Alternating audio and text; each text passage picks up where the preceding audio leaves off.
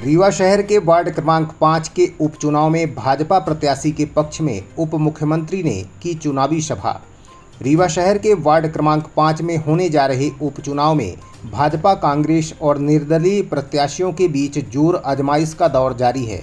बीती देर शाम भारतीय जनता पार्टी के प्रत्याशी राजीव शर्मा के पक्ष में मध्य प्रदेश के उप मुख्यमंत्री राजेंद्र शुक्ल ने चुनावी नुक्कड़ सभा को संबोधित किया है और जनता से विकास के नाम पर वोट देने की अपील करते हुए कहे कि रीवा शहर का विकास जरूरी है, इसलिए भाजपा प्रत्याशी को वोट दीजिए और राजीव शर्मा को पार्षद बनाकर नगर निगम की सरकार में अपनी सहभागिता दीजिए। उन्होंने कहा कि बीते नगरीय निकाय चुनाव में भारतीय जनता पार्टी का महापौर नहीं चुना गया था। जनता ने इसकी भरपाई विधानसभा चुनाव में की थी, लेकिन नगर निगम में जब तक भाजपा के पार्षदों की संख्या अधिक नहीं होगी तो विकास नहीं हो पाएगा। उप मुख्यमंत्री ने कहा कि कांग्रेस पार्टी के महापौर और उनकी एमआईसी लगातार विकास कार्यों में अवरोध पैदा कर रही है। उप मुख्यमंत्री ने नगर निगम अध्यक्ष वेंकटेश पांडे की सराहना करते हुए कहा कि पार्षदों के बहुमत के आधार पर शहर के विकास को वो आगे बढ़ाने के लिए एमआईसी द्वारा लगाए जा रहे विकास कार्यों में अवरोध का तोड़ निकाल लिए हैं। शहर में जो भी विकास कार्य हो रहे हैं भाजपा और नगर निगम अध्यक्ष वेंकटेश पांडे के द्वारा कराए जा रहे हैं। उपचुनाव में भाजपा प्रत्याशी राजीव शर्मा प्रत्याशी जरूर हैं, लेकिन यह चुनाव शहर के विकास का चुनाव है और वार्ड का विकास तभी संभव है जब भाजपा उम्मीदवार यहां से चुनकर नगर निगम पहुंचेगा। अब वो तो राजीव शर्मा जीतेंगे, फिर सब काम बताएंगे, फिर हम करेंगे। भाई साहब, छोटा चुनाव है और आप पूरी ताकत लगाए हुए हैं, तो क्या शहर के विकास को बचाने के लिए ये किया जा रहा है आपके द्वारा? देखिए, जब हम लोग चुनाव लड़ते हैं तो वार्ड में हमारे सभी कार्यकर्ता दिन रात मेहनत करते हैं, तो अपनी भी जिम्मेदारी है कि जब वो चुनाव लड़े हैं तो हम उनके लिए समय निकालें। ये पार्षद का चुनाव भी बड़ा महत्वपूर्ण चुनाव होता है, क्योंकि नगर की सरकार पार्षदों के आधार पर चलती है। पिछले चुनाव में, महापौर के चुनाव में भारतीय जनता पार्टी को जिताने में थोड़ा कोताही हो गई थी आप लोगों की तरफ से। ये बात अलग है कि फिर विधानसभा लोकसभा में आपने भरपाई कर दी, लेकिन काम तो बिगड़ ही गया वहाँ पर। लेकिन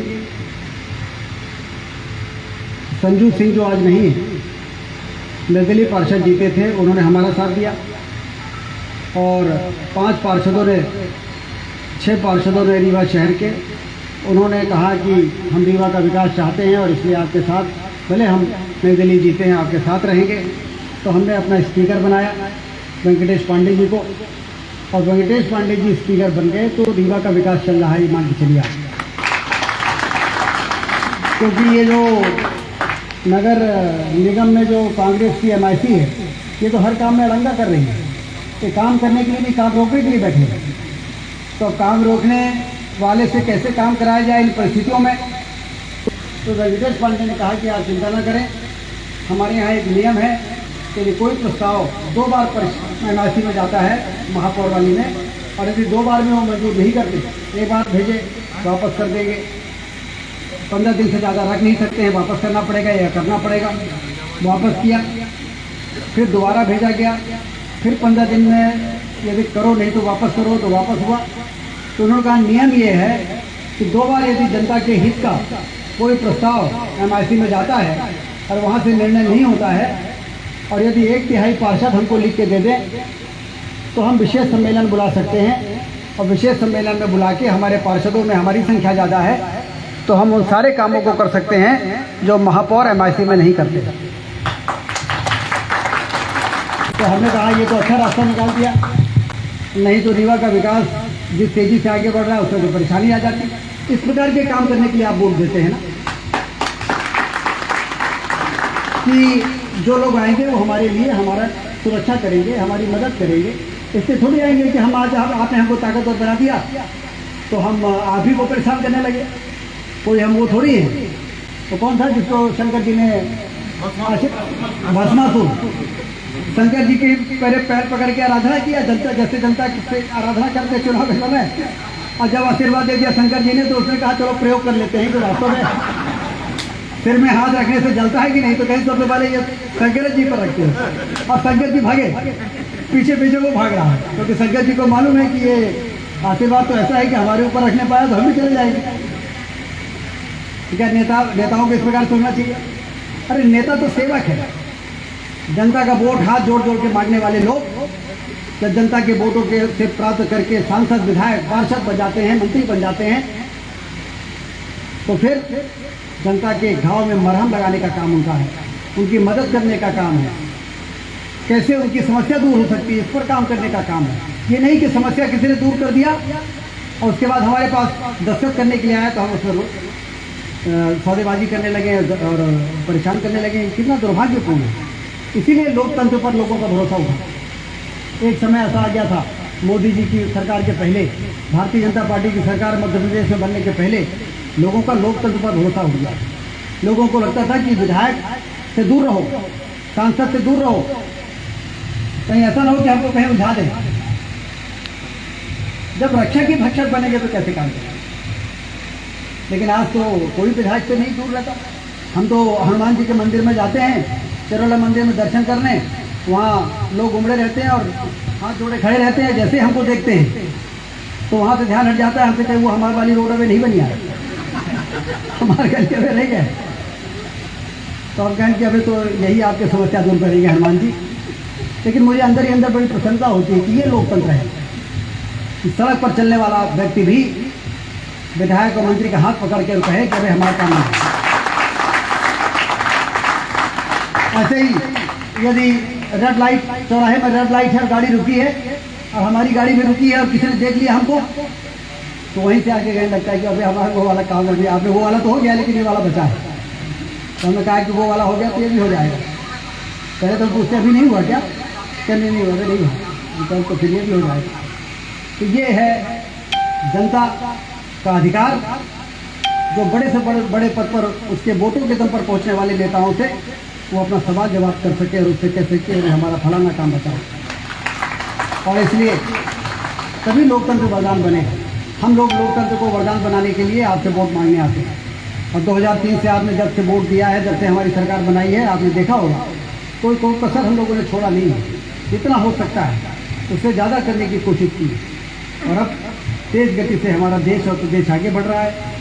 लगातार विकास के काम हो रहे हैं। हर जगह मीठा पानी पहुंचा, इसके लिए 150 करोड़ पानी पे काम चल रहा है। आपके इसी इलाके में मुझे याद है एक एसटीपी नगर निगम यहाँ बनाना चाहता था नदी बाग में। आप लोगों ने कहा कि यहाँ पर एसटीपी नहीं बनना चाहिए, तो फिर यही राजू शर्मा है जो मेरे पास आए थे। इन्होंने कहा कि जनता नहीं चाहती कि वहाँ पर नदी बाग में एसटीपी बने, इसलिए इसका कोई ना कोई दूसरा रास्ता यदि ढूंढ देंगे तो बड़ी कृपा होगी। तो हम कहना आप जाके ढूंढो और बताओ कहाँ बनाना है। तो फिर एक हफ्ते बाद आए तो कहीं एजी कॉलेज के कोने वाली ज़मीन अभी ले लें और वहाँ एसटीपी बन जाएगी तो बड़ा अच्छा हो जाएगा। तो हमने कहा चलो ठीक है, परसों भूमि पूजन कराओ। तो शर्मा जी हम लोगों ने वहाँ भूमि पूजन किया, तो ये कुंवर जी भी थे वहाँ पर, और वहाँ पर भूमि पूजन किया। एजी कॉलेज वाले आए भाग के, लेकिन हमारी ज़मीन में कैसे कर रहे हैं? हम कहना आपकी ज़मीन है ये, कहना हमारी ज़मीन है। तो हमने कहा आप सरकार की है, ये तो भाई सरकार की ज़मीन है। तो कहें सरकार ने हमको दिया है। तो हमने कहा जैसे दिया वैसे ले लेंगे, आप क्यों परेशान है? और यदि तो आपको कुछ चाहिए तो आप भी हमसे मांगो, हम आपको भी दे देंगे। तो कहीं हमारी बाउंड्री वॉल बनवा दीजिए। उनका ठीक है, बाउंड्री वॉल आपको बना देंगे, अभी ज़मीन में रोक टोक मत करना और यहाँ पर एसटीपी बनने दें। और वो एसटीपी बहुत तेज़ी से बन रही है। अरे जब हमने रक्षा मंत्रालय से सैनिक स्कूल की ज़मीन लेकर इस मंडी को बोधा स्टेडियम तक जोड़ दिया, रक्षा मंत्रालय से जब ज़मीन ले लिया, रक्षा मंत्रालय से ज़मीन लेना मतलब बाघ के मुंह से उसका भोजन। तो ये एजी कॉलेज की ज़मीन लेने में कौन से बहुत मेहनत है? यदि 15 कॉलोनी के लोग चाहते हैं और वो जनता के हित से जुड़ा हुआ है, तो वहाँ पर आप देखिए कि तेज़ी के साथ फिल्टर प्लांट बन रहा है, एसटीपी बन रही है वहाँ पर। और इसलिए आप सब निश्चिंत होकर पूरे मन के साथ 11 तारीख को कमल की बटन दबाएं, राजू शर्मा को पार्षद बनाएं, नगर निगम में भारतीय जनता पार्टी के जो पार्षद दल है उसकी ताकत को बढ़ाएं, जिससे कि हम रीवा को आदर्श नगर बनाने का लक्ष्य लेके जो चल रहे हैं महान, उस लक्ष्य को प्राप्त करके आप लोगों को गौरवान्वित कर सके कि जब आप बात करें लोगों से तो कहें कि शहर के मामले में और ज़िले के मामले में रीवा किसी ज़माने में रहा होगा पिछड़ा, लेकिन आज भोपाल इंदौर की टक्कर दे रहा है, भोपाल इंदौर की बराबरी कर रहा है। इस प्रकार के रीवा के निर्माण में जो यज्ञ चल रहा है, रीवा के तरक्की का जो महायज्ञ चल रहा है, ये चुनाव उस यज्ञ में आहुति डालने वाला चुनाव है। तो इसलिए आप सब इसमें आहुति डालें। और जैसा डॉक्टर मुजीब खान जी ने कहा है कि ये कोशिश करें कि सब लोग अपना मतदान जल्दी से जल्दी डालें, जिससे कि बाद में जो लोग मतदान केंद्रों में नहीं पहुँच पाए हैं, फिर उनका वोट डलवाने के लिए आप लोग फ्री रहें। तो सक्रिय लोग वो लोग अपना वोट डाल लें और फिर घर घर में देखें कि और किसका वोट नहीं पड़ा है और फिर उनका वोट ले जाके डलवाएं। क्योंकि हर बूथ में 50 लोग तो ऐसे होते हैं जो थोड़ा उनको मतदान केंद्रों में पहुँचाना पड़ता है अपनी गाड़ी से। तो यदि इतने सारे कार्यकर्ता हैं तो किस दिन काम आएंगे? ये सब एक एक दो लोगों को ले जाके मतदान केंद्रों में वोट डलवाएं। और हर मतदान केंद्र में 200 लोग ऐसे होते हैं जिनका वोट तो लिखा है, लेकिन कोई भोपाल में है, कोई इंदौर में है, कोई दिल्ली में है, कोई हैदराबाद में है, तो उनको फ़ोन कर करके बुलवाना भी है। 200 लोगों में से 100 लोग भी आ गए और ये 50 लोग जो वोट अपने से नहीं डाल सकते, उनके 50 के वोट डलवा दिए। तो आपकी जीत का मार्जिन बढ़ जाएगा, रिकॉर्ड वोटों से आप जीतेंगे। और रिकॉर्ड वोटों से जीतने का एक अलग दबाव होता है जीते हुए व्यक्ति को काम करने के लिए। और ये राजू दिन भर दौड़ते रहते हैं, लोग बताते हैं। सब लोग आए थे हमारे पास टिकट मांगे, हमने कहा नहीं, वो संजू के घर से या तो सुधा सिंह चुनाव लड़ेगी या वो प्रीतम लड़ेगी। तो फिर सुधा सिंह और प्रीतम दोनों आए कि नहीं, अपना राजू शर्मा के दे देखिए। तब हमने लगा कि राजू शर्मा का काम लोगों का दिल जीतने वाला है। नहीं तो आजकल टिकट कौन देता? आजकल कोई टिकट लौटाता है क्या? टिकट कटने पर नाराज जरूर होता है, लेकिन टिकट लौटाता कोई नहीं है। लेकिन ये राजू शर्मा का काम रहा होगा, संबंध रहा होगा, जिसके आधार पर उसके बाद प्रदीप सगोरा जी से लेके और आप सारे लोग वहाँ पर आए। इस वार्ड नंबर 5 के कम से कम 70-80 प्रमुख लोग आए हमारे पास और सब ने कहा कि हम लोग चाहते हैं कि राजू शर्मा को ही प्रत्याशी बनाया जाए।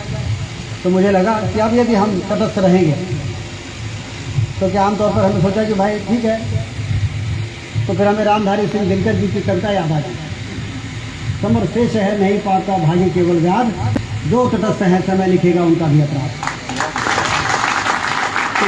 तो हमने कहा यदि हम तटस्थ रहेंगे तो फिर वार्ड नंबर 5 के लोग जो लगातार मुझे 5 बार से विधायक बना रहे हैं, उनकी भावनाओं को बहुत ठेस पहुँचेगी। तो आपके भावनाओं का सम्मान करने के आधार पर फिर हमने कहा कि नहीं, वार्ड नंबर 5 से राजू शर्मा को चुनाव लड़ाया जाए। पंधर कॉलोनी की जनता और वार्ड नंबर 5 की जनता राजू शर्मा को पार्षद बना के आपको वापस देगी, ये फिर मैंने आश्वासन दिया। और तो इसलिए हमारी बात गलत तो नहीं होगी ना? रिकॉर्ड वोटों से जैसे आप हमको जिताते हैं, उससे दुगने वोट से जिताइए राजू शर्मा। यही निवेदन आपसे करने के लिए हम आए हैं। आज यहाँ पर हम देख रहे हैं कि सारे लोग जैसे जैसे चुनाव नज़दीक होता उल्टी गिनती चल रही है। अब आज कितने दिन बचे? 3 दिन बचे। 9 तारीख है, 9, 10, 11, हाँ 2 दिन बचे और 11 को तो वोट ही डालना है। वो भी 11वें दिन भी बहुत मेहनत करनी है। तो कल 2 दिन, आज 3 दिन बचे हैं, कल 2 दिन बचेगा।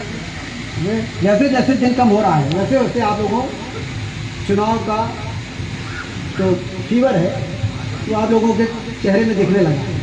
मतलब ये चुनाव पूरी तरह से आप लोग लड़ रहे हैं, राजू शर्मा चुनाव नहीं लड़ रहे हैं, आप लोग चुनाव लड़ रहे हैं। आप लोग लड़िए और जीतिए, जिताइए और रीवा के विकास को और गति देने का काम करिए।